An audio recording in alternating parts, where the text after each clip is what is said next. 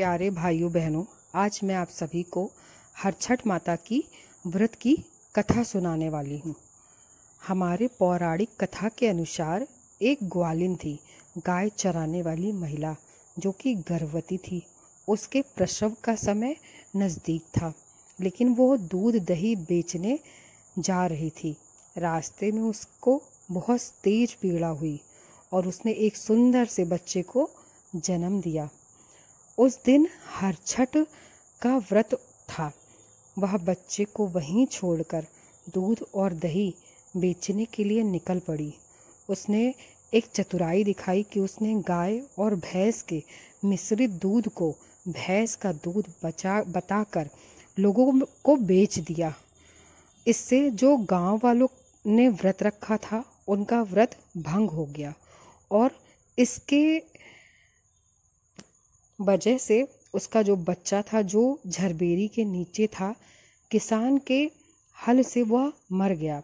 लेकिन ग्वालिन को अपनी गलती का एहसास हुआ। जब वह आई, उसने देखा कि उसका बच्चा जीवित नहीं है, तब उसको लगा कि जो उसने किया वो बहुत गलत किया और उसी का परिणाम है कि उसका बच्चा आज जीवित नहीं है।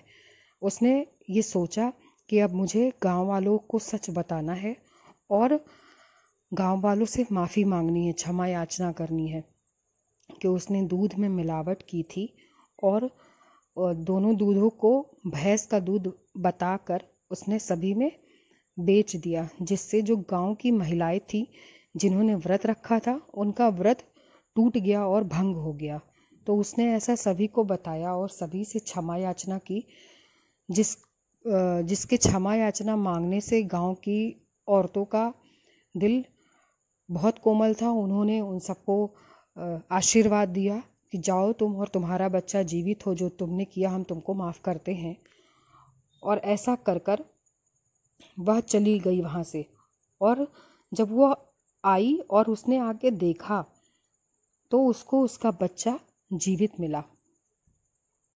उसको बहुत आश्चर्य हुआ कि जो उसने पाप किया था वो उसने सही किया, सबको बता के और सभी से क्षमा याचना मांगी। तो जो गांव की औरतों ने जो उसको आशीर्वाद के रूप में दुआएं दी, वो उसके बच्चे को मिल गई और वह बच्चा जीवित हो गया। यह कथा हर छठ व्रत के महत्व को दर्शाती है, जो संतान की लंबी उम्र और खुशहाली के लिए रखा जाता है।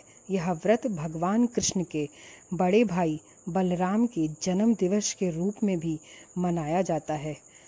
इस व्रत का यह महत्व है कि यह संतान की लंबी उम्र और खुशहाली के लिए यह व्रत रखा जाता है। यह व्रत भगवान श्री कृष्ण के बड़े भाई बलराम के जन्म दिवस के रूप में भी मनाया जाता है। इस व्रत में महिलाएं हल से जुती हुई चीज़ें नहीं खाती हैं, जैसे कि अनाज और सब्जियां। गाय के दूध दही का भी त्याग किया जाता है। यह कथा हमें यह सिखाती है कि हमें अपने कर्मों के प्रति सजग रहना चाहिए और झूठ बिल्कुल भी नहीं बोलना चाहिए। कुछ धार्मिक ग्रंथों के अनुसार किए गए पापों का प्रायश्चित करना चाहिए। हम जो भी कुछ कर देते हैं उसका प्रायश्चित हमें जरूर करना चाहिए। जय हो छठी मैया की।